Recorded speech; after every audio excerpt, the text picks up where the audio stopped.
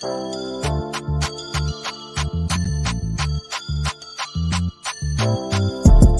talking under the tree. We talking under the tree. Let's talk under the tree. Let's talk under the tree. We talking under the tree. We talking under the tree. Let's talk under the tree. Let's talk under the tree. Welcome to the show. Appreciate that you came. Mr. Palmer T. Smalls, ain't a damn thing changed. We talking under the tree. Yeah, we got them hot topics from Carolina to Duval. That's how we rock it on prime time. Check out the podcast. It's online. Hit us up. We got a platform. You gon' shine. It was all a dream. We here now. Let me hear you say it loud. We talking under the tree. We talking under the tree. We talking under the tree. Let's T. Smalls, what it do? What it do? What's going on, the weatherman? How you doing, sir?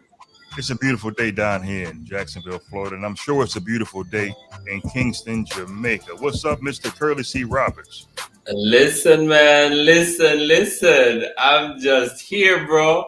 Good to be here with both of you. Right. Welcome to the Let's Talk Under the Tree podcast. I am the weatherman, Mr. Curly Roberts in the house. T. Smalls in the house. T. Smalls, show him some love. Sing Man, Kingston a little something. We talking under the tree. T. Smalls, Yes, sing something for Kingston real special. It's the Jamaica man. We talking under the tree, man. For real. And Curly C. Robertson, the place to be. What's happening, my brother? All right, so listen, if that was your Kingston accent, we got to be fair to everybody. You have to give us the Montego Bay accent because just so you know, Kingston is the capital of Jamaica, but Right. Montego Bay is the second capital, and that's where I'm at right now. So you got to let me hear the Montego Bay accent. Montego Bay, Jamaica, man. That'll work. One time for your mind, two times for your soul. See you in 32 seconds, y'all. Kingpin Music.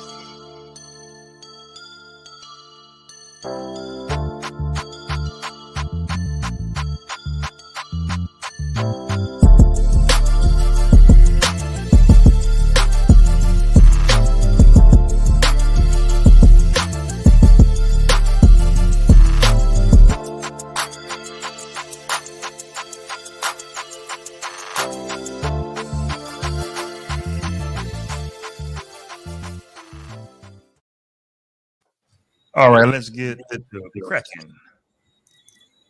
Okay, we back.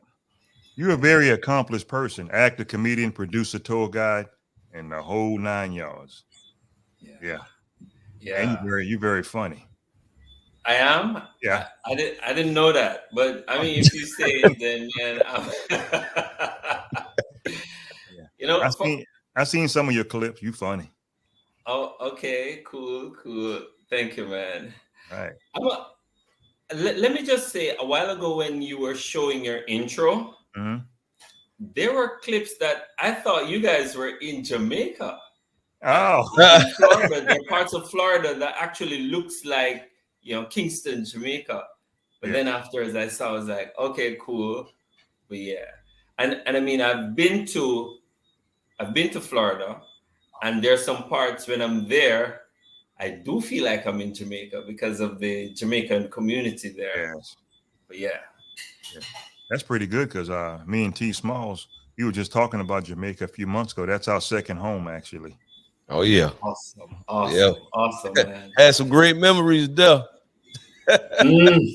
Sure you want to talk about them tonight? Man, I'm a comedian, man. I record everything in this head.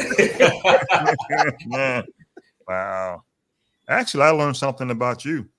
I didn't realize that, in Jamaica, y'all actually have stand-up comedy like we do in the States until I seen the things you have on your Instagram, page.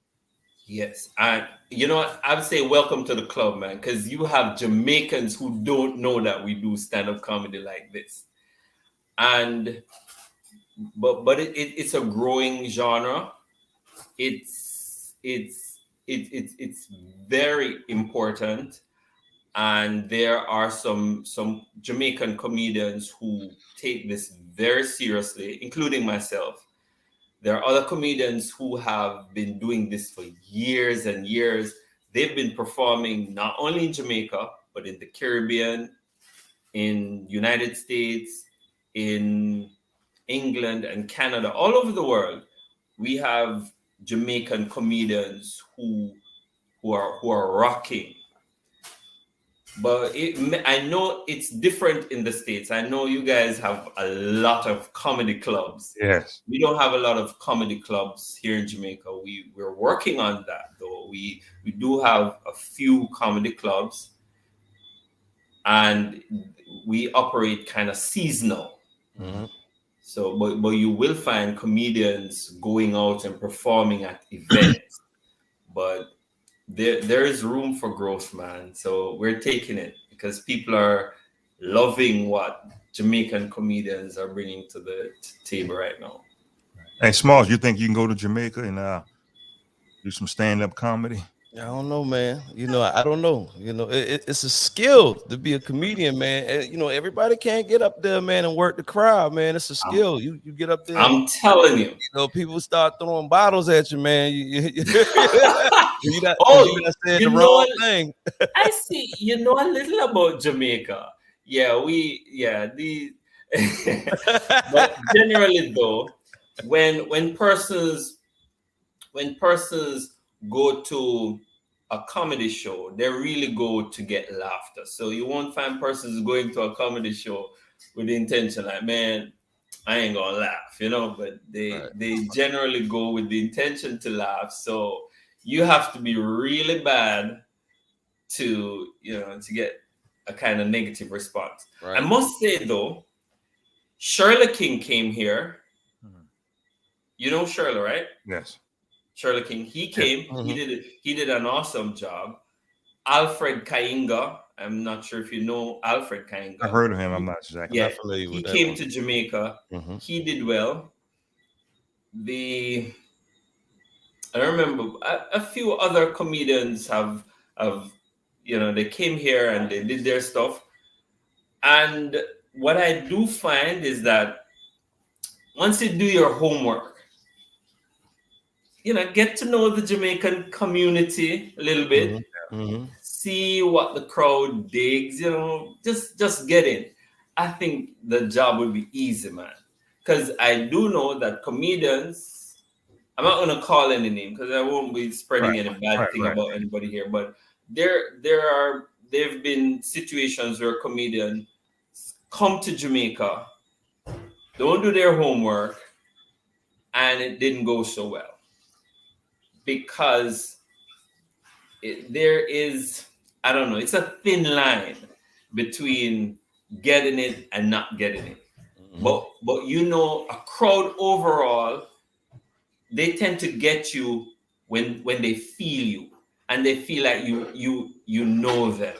Mm-hmm. So you know a little bit about your home crowd. It's just like anywhere you go, you know your audience. Do a little research and things will be fine. Most comedians in the States, and Smalls, you can attest to this, they cuss. It's a lot of cussing comedy. Right. Do you guys do the same thing? All right. So you, again, you have to know your audience. Okay. Right. So all right. So I'm not a cussing comedian, but I use a lot of innuendos, and I do what you would say. You'd use your intellect because I do jokes that we call, what's the word? Adult jokes, right? So and people like that. Mm-hmm. They may not necessarily want you to go all the way raunchy, but if you can keep it right on the edge. When you like doing it and you're just right on the edge. Right. Yeah, you don't sink too deep. You just keep everybody happy. Yeah. I know exactly what you're talking about. Like that preacher in church where you think he about to cuss and he don't, and you're like, oh, okay, I got you. Yes, right. So you can do that. No, you do have crowds though that don't mind. You have some Jamaican crowds that don't mind. You can you can take it anywhere you want to go. Talk about the P, the F, the mofo, anything. I mean, you have some people who are just okay. No, you just have to know your audience. I won't be afraid to tell you. I perform one of my biggest audience I performed before here in Jamaica. I messed up bad. And it wasn't that my jokes weren't funny. I just made the wrong choice of jokes. Right. It was a gospel singer who was launching his album, and he invited me along with some other comedians to come there and do our stuff because he saw my stuff and was like, hey, you're a funny guy. I mean, come on and do your thing. I went. And to be honest, I'm gonna tell you the truth. I don't know what happened. And I just went off on a tangent, man. I started to go talking stuff that them Christians weren't prepared to hear. I mean, they were kind enough not to boo me, but they did something that was just as bad. They started clapping, man. And they clapped. They were like saying, man, yeah, that's it, Curly. Oh my goodness. Man.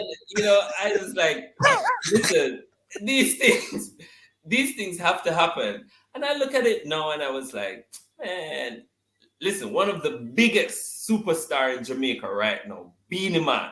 Y'all know Beenie Man. Oh yeah. Beenie Man was we tend to talk about it when we say the Shandy Buckle Beenie Man.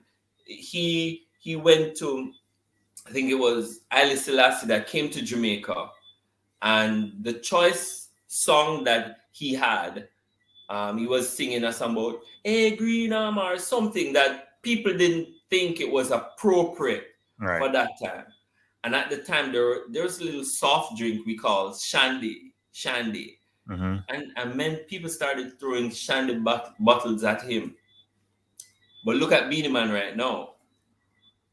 You have to go out there with the craft. You can't, when it comes to comedy or, you being an entertainer or performer, can't be afraid, man. You just have to go out there and do you. And the stories that come, sometimes you get it, sometimes you don't. Just go out there and be brave about it. When you first started, I heard, being in comedy is a very, tough, career. So when you first started, doing your comedian, jokes on stage, has anyone ever gave you this look right here? Who is you?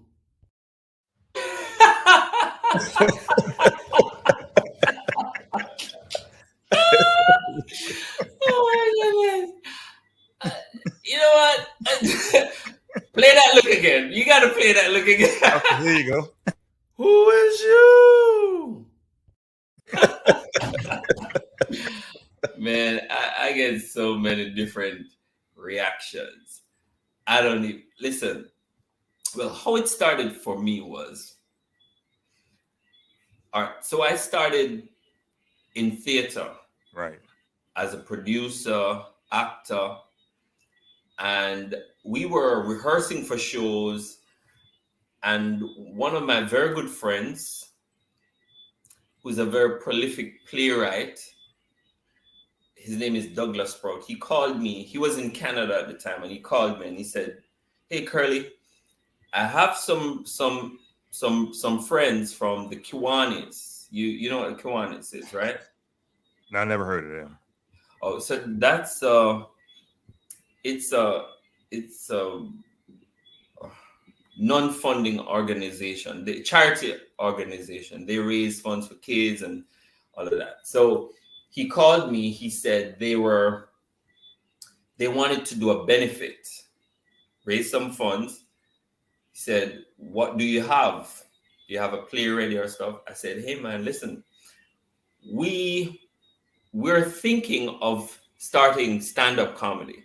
I do have some plays, nothing new. We could take something from the archives, or we were in the process of starting stand-up comedy. Asked them which one would they prefer, and he did, and they said, "Hey, we'd like the stand-up comedy." Now, I've never done this before, but we started doing our research, me and a few other of my colleagues, Alexis Stewart, Marlon Adobs Brown, and we came together, and we got together with a friend who had some experience in stand-up comedy, and she was telling us, okay, this is what you do, help us writing the jokes. We wrote some stuff and we brought it to her, and she was like, maybe you could use a different voice here, maybe you could do this, maybe you could appeal to the crowd here. And man, I listened to everything that fell out of her mouth, everything. I was just taking it in. We did the stand-up comedy show, and the crowd's reaction was awesome. And from that, it was just sailing, man. It was just sailing. Yeah. Persons started approaching us to do shows, inviting us to individually attend their shows. And before you know it, we got connected with some of the big names in Jamaica, like Christopher Johnny Daly. To this very day, man, I owe it to him. He's like the man when it comes to stand-up comedy in Jamaica now. And I started learning at his footstool, so to speak. I was there every opportunity I got, and I learned. And then I got in a group of basically all the comedians in Jamaica, comedians that were there a long time, and I learned and finally got to understand that they really appreciated the kind of comedy I brought. So I mean, it's just awesome. Doing something you love, get paid doing it, and you make people laugh and people happy. And it's just awesome. If I was a comedian, I don't know about you, Smalls, I'll be the cussing comedian. If you're a comedian, say that again. If I was a comedian, I think I'll be the cussing comedian. How about you? You'd be the cussing one. Yeah, I mean, it has its place. It does have its place. You find that it will work. Again, it depends on your crowd. On your crowd. Right. Yeah. Because I'll tell you the truth. One of the comedians that came to Jamaica and didn't do so well, he thought the cussing would have appealed to the Jamaican crowd, and it didn't. To that crowd. No, it could have and let me tell you, and I'm gonna show you this. Right. That comedian came, but he thought mother effer that was popular in Jamaica. No, I know that in the States, mother effer is, you depending on how it is said, when it is said, that just gets the crowd going. And what's his name? Samuel Jackson. Samuel Jackson.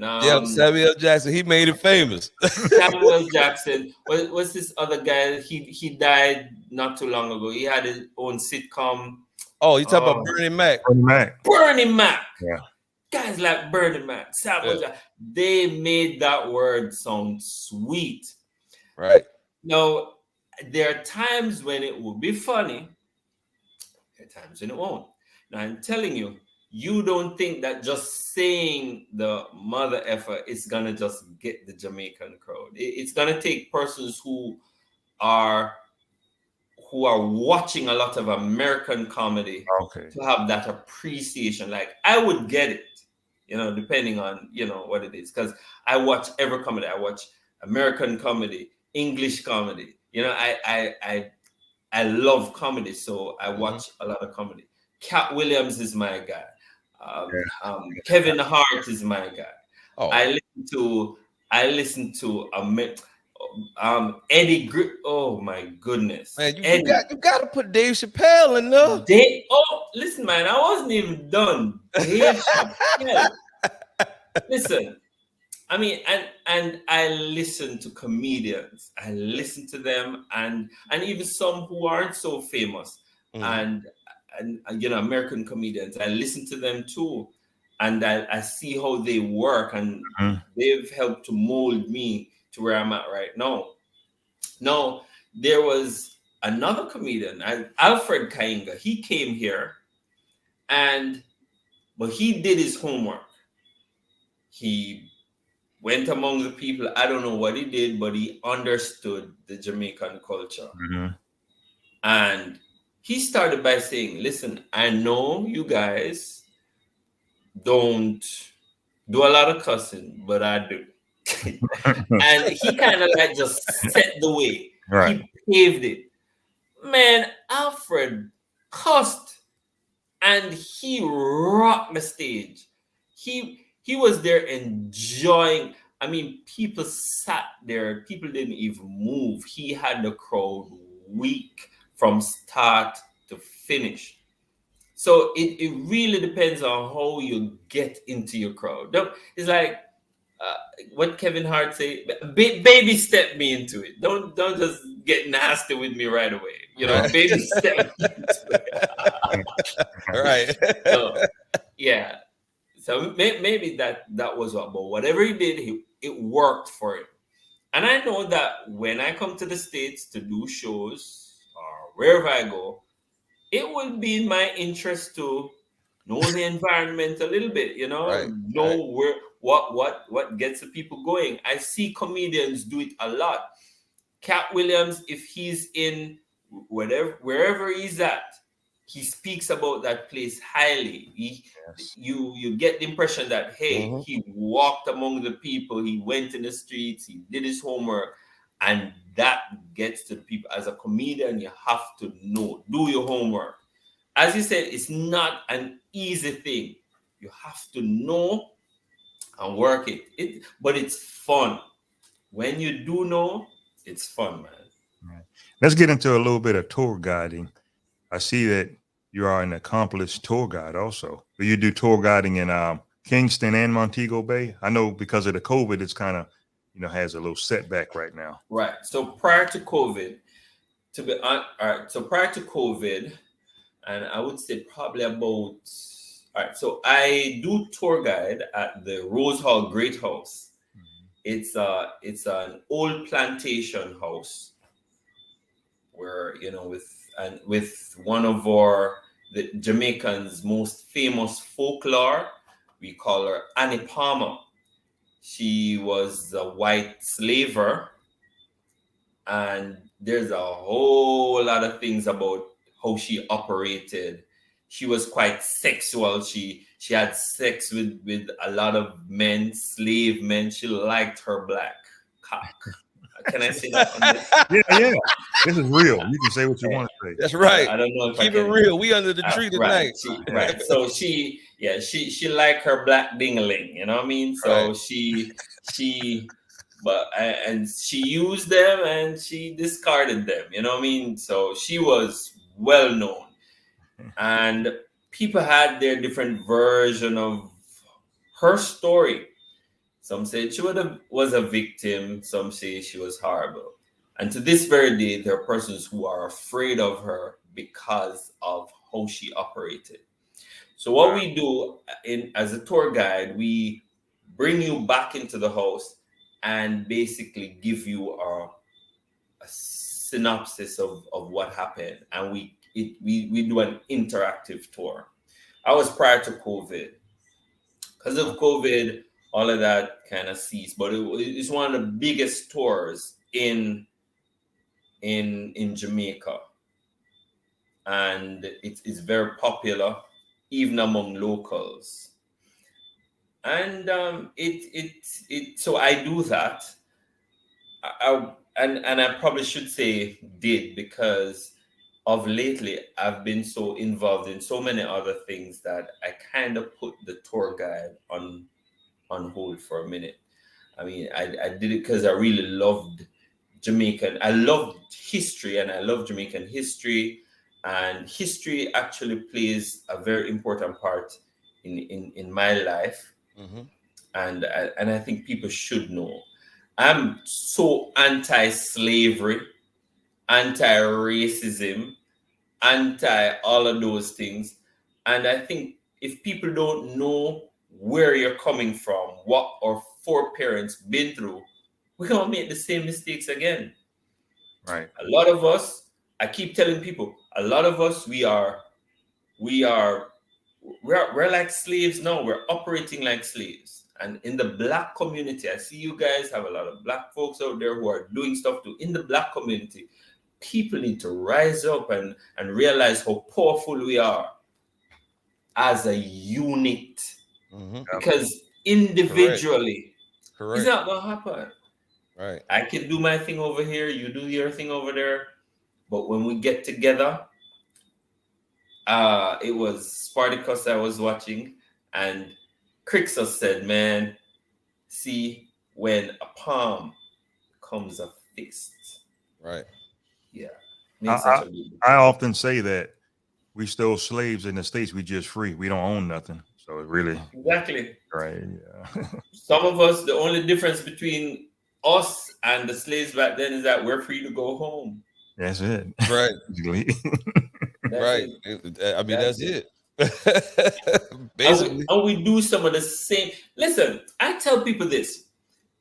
As slaves back then, we can cuss them all we want and say, oh, they were stupid because, you know, white people had them doing stuff and they were doing it. I wouldn't do it if I was there. Yeah, shut the crap. You would. Listen, some of us are doing it right now. And I'll tell people, back in slavery, sometimes our biggest problem was not the white man. It was black folks. We told on each other. We didn't stand up.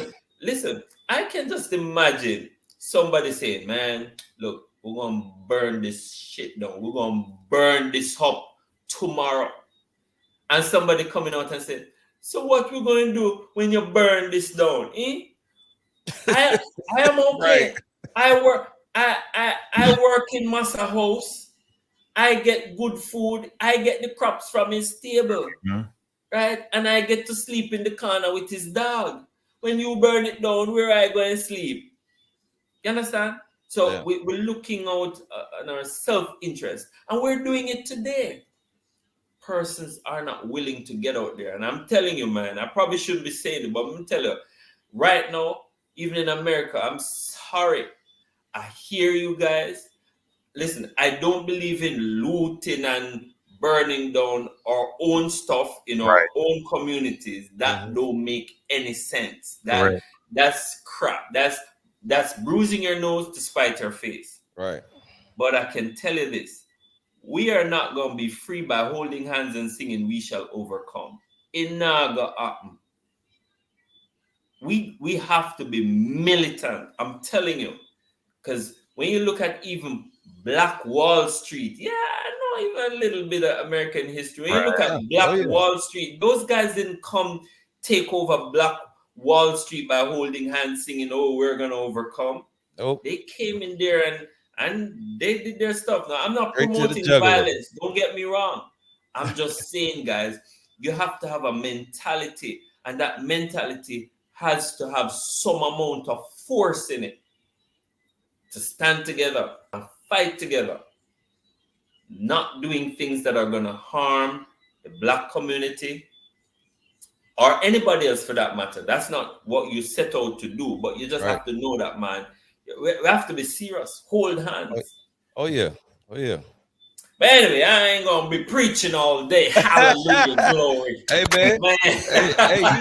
You saying nothing but the truth, man. I always say we are better and stronger together than we are apart, man. I always say that. Like, you know what I mean? If just like you say, that the hardest thing is for us to be together. When we come together as one, we can get a lot accomplished. You are correct about that. A lot accomplished. And I know you guys have a lot of champions out there who are, speaking about it right now. People need to be educated. We need to be supporting the black banks, you know, the black businesses, the black enterprises. We have to support each other. One thing I'm telling you, we have to support each other, and we have to do it. That's why Lee, when you call me and you say, "Hey man, I'm doing a podcast, I would like you on it," I felt honored, man. I want to do this for you, for us. Right. I know my brother is doing something out there. I want to be a part of it. I want your thing to grow, man. And I would love to know that, hey, your thing is just growing, and maybe, just maybe, I help to be a part of it. You know what I mean? Yeah. That's what it's about. Yeah. We have to help. We need to start holding hands and lifting each other up, man. And the next thing, go ahead. Great minds think alike. I was just getting ready to say that me and Smalls want to come over there and do a show. Oh yeah. Matter of fact, I'm sitting here thinking right now, and it just popped in my head, right? And I don't know if it's going on in Jamaica now, but do y'all have a lot of, you know, when we was there, man, you didn't see a whole lot of stand-up comedy at the resorts, at the big resorts over there, and they have acts that come there all the time. And I just wondering, have the comedy scene took hold to the to the resort scene, like the people who come to visit and you know, to get y'all exposure to different people coming from all across the world? Some of them do. Some of them are warming up to it, but I don't think they see the light. They don't know what they're sitting on. Have you ever heard the saying, a king is not honored in his home? You ever heard the saying? I heard of that. It's like, let me tell you, man.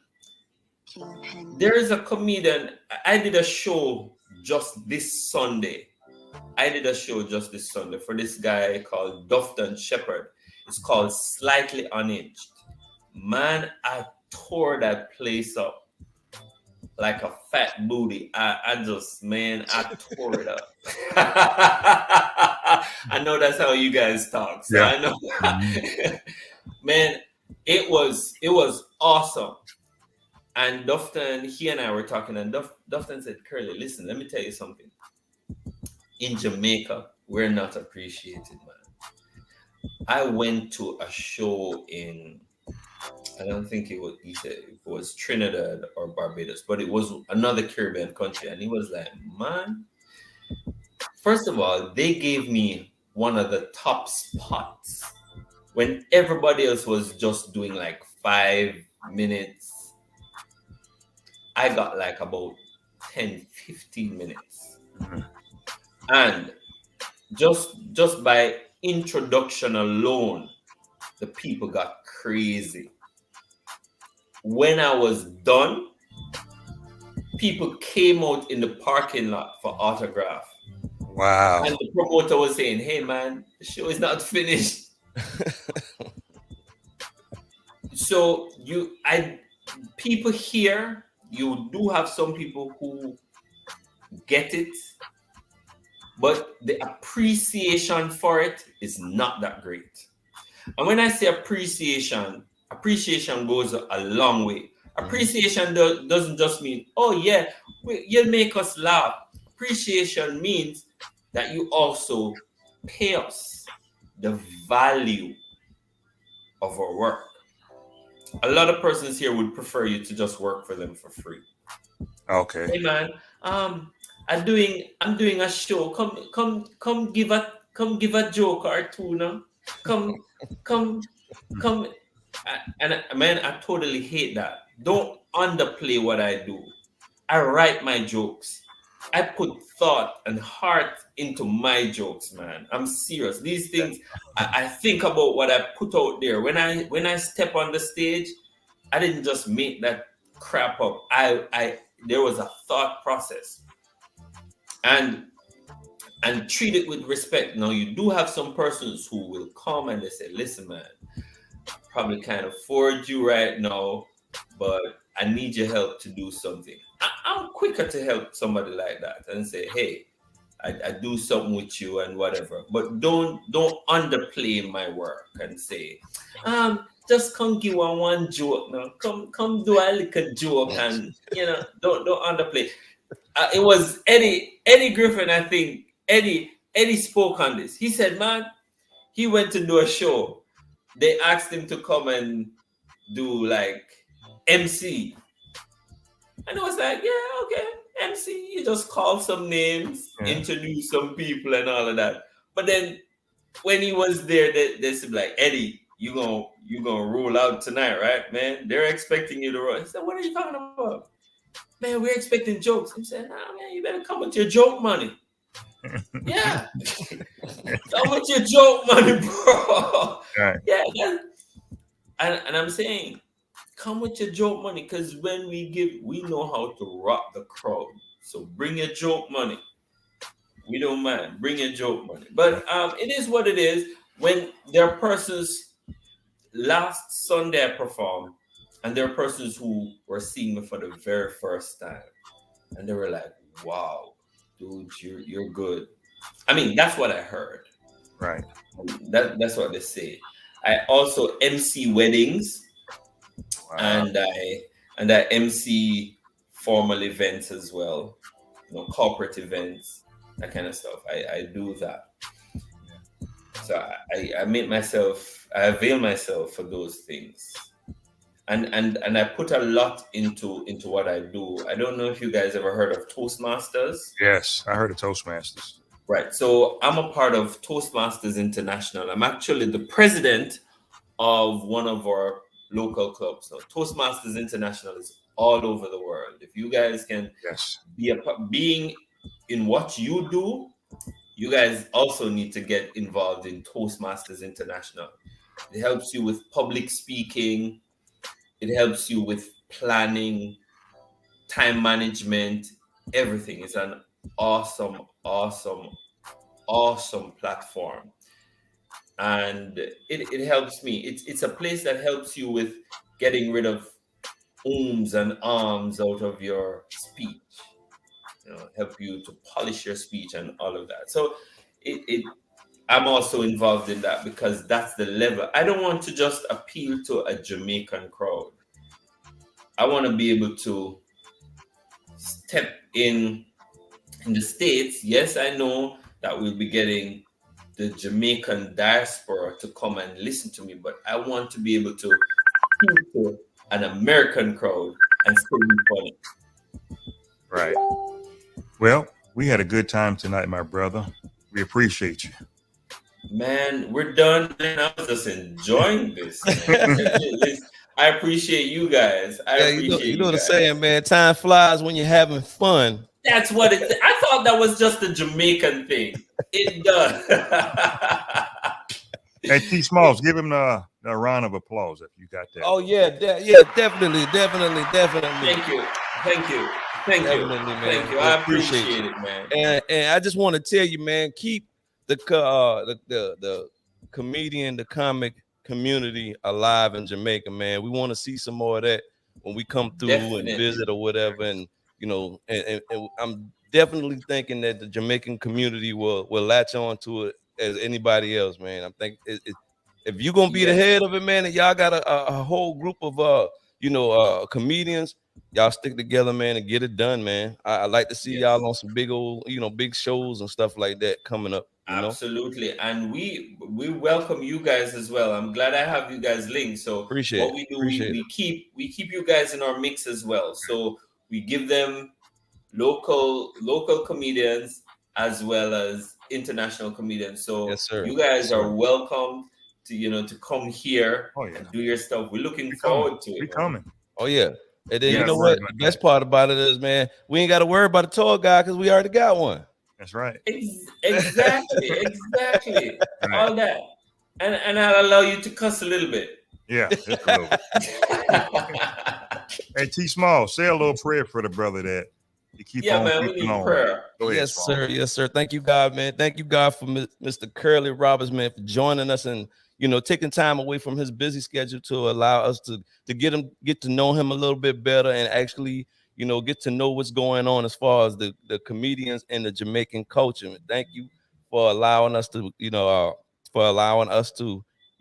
bless him with our presence and everything. Keep him safe as he ventures in his future endeavors. In your name we pray. Amen.